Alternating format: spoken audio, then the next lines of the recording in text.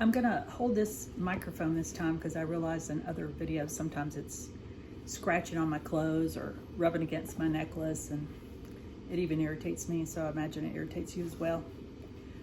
I don't know if you have ever experienced this. So we have this saying in our family that I actually got from my sister. And she got really frustrated with me one time and then just said this incredibly powerful thing and left me just sitting with that for quite some time. And the truth of it, which was this: in 10 years, you'll be 10 years older and closer to your goal, or just 10 years older. But either way, you're going to be 10 years older, so choose. And that sounds so incredibly simplistic and, well, yeah, of course. But at the time, what I was doing was, in this particular conversation, was making an argument for me not starting college in my 40s. And, you know, I'll only be able to take one class at a time, and this and that and the other, and blah, blah, blah, blah.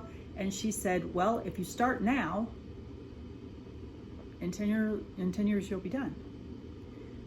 Or if you don't start now, in 10 years, you'll just be 10 years older. And it's what in neurolinguistic programming, NLP, they would call a reframe, which can oftentimes be really effective at getting you past a stuck place or a hump, you know, that you just can't seem to get past. It's like, you know, I'm older and it's going to take forever and blah, blah, blah. So indeed, in 2012, I walked the stage. And I almost felt ridiculous doing it, but at the same time, my mom was there, and I needed it for her, and she needed it. You know, it had been a rough road, and she had been so incredibly supportive and sharing her own stories of the things that she wished she had done. So all that being said,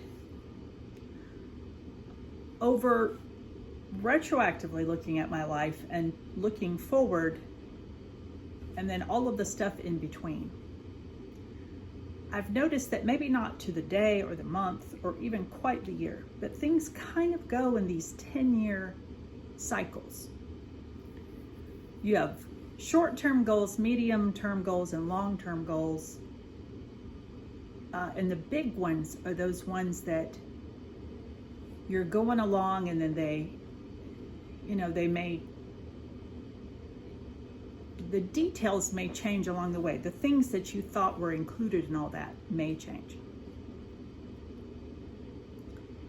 But if it's a big overarching goal, you know, those things, they take time. So recently, I'll tie all this up at the end. My children are used to this. Let's not forget, this is for them. Recently, we had a wedding. A long time in the making. They've been together for quite some time. 10 years. And I have never met a couple more perfectly suited for each other. So there's that. A relatively, it's not a tiny wedding, but a smaller wedding. And while there were a few members of the family of the bride that I had not yet met, I knew, at least on a surface level, most of the people in that room. And most of them, a lot of them, I knew really, really well. Having been exposed to all these people over that decade.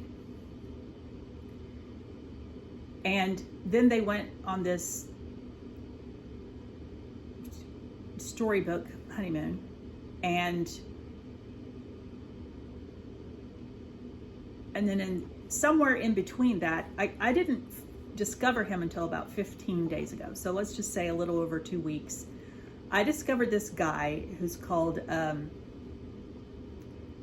think it's called Sailing with Phonenix or Phonenix Sailing or something like that. Anyway, it's this guy named Oliver who was in Portland, Oregon, and had been working in corporate America for 11 years and hated it.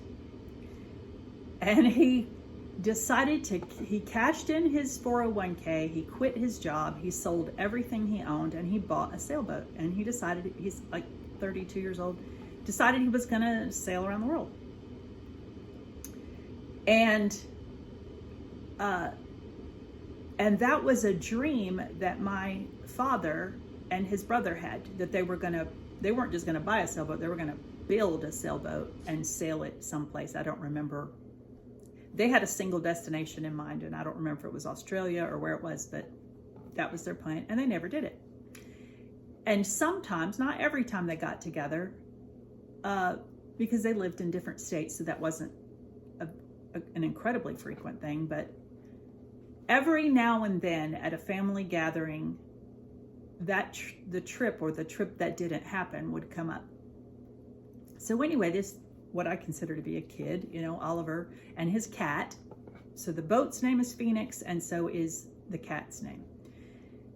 Sets out to do this, so he learns how to sail the boat and all the things, and stocks it up and whatever. And his first stop is Hawaii. So I don't have all the information, I don't have all the numbers correctly, but I know that in the beginning he started picking up followers on Instagram. So he's plotting out his journey, and I don't even know how long he's been posting it. Has it been for the whole year that he was learning to sail the sailboat? I don't know. But by the time I checked in, the guy has 1.7 million followers and a GoFundMe.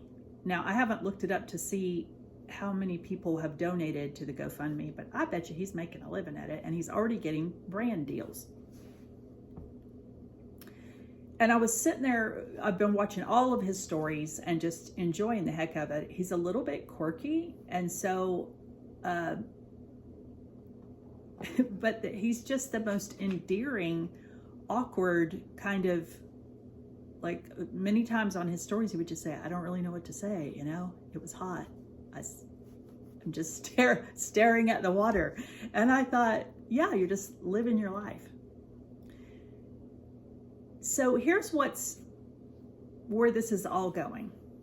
It was the culmination of this big life event, the culmination of all this time. And let me tell you, it was a joyous event. And I don't know a single person in our family that doesn't love this girl to death. And we love her family. And this is a big old love fest. So it's one of those weddings where you really, really celebrating and everybody's really thrilled. But also, this husband and wife thing is now the culmination of that 10-year journey and the beginning of this other state, if you will, that they are now in, the state of marriage.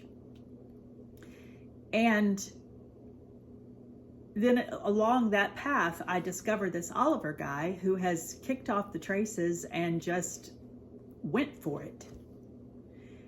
And then in the going for it, poked something in 1.7 million people who said, we want to go too. That is not my dream. I do not want to spend. One time I flew into the Abacos in the Bahamas and spent a week there that was very enjoyable, but then was going to ride the sailboat with some friends back to West Palm Beach, Florida. And it was one of those weird things where almost the entire time the sea was a dead calm. So they had to run a diesel engine at 3 to 5 knots, like,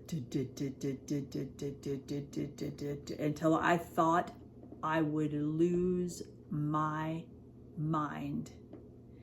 So slow. The diesel fumes were horrendous. We were going at this incredibly slow pace, and it was just not for me.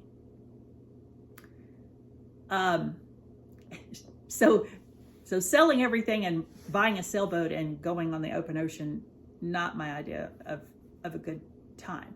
But the adventurous part of this, just the pure adventure of it, is poking every part of me that is still young inside, because this girl loves nothing more than an adventure. I love adventures. So in a town full of hobbits, I'd have been that hobbit that struck out, knowing that there was danger and dragons and all the things. I still would have gone. And then suddenly, with all of this wonderful upheaval, and then watching this kid, something inside of me became deeply, deeply dissatisfied. Now, do not confuse that with being ungrateful. I'm incredibly grateful, and I love my life, and I love where I live, and I love the people in my life. And my career. It's not that.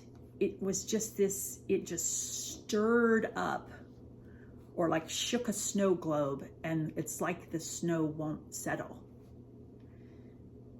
And for lots of reasons right now, the time is not right for me to be taking a trip, but I thought, that's what you need. It's been a while, and what you need is to travel.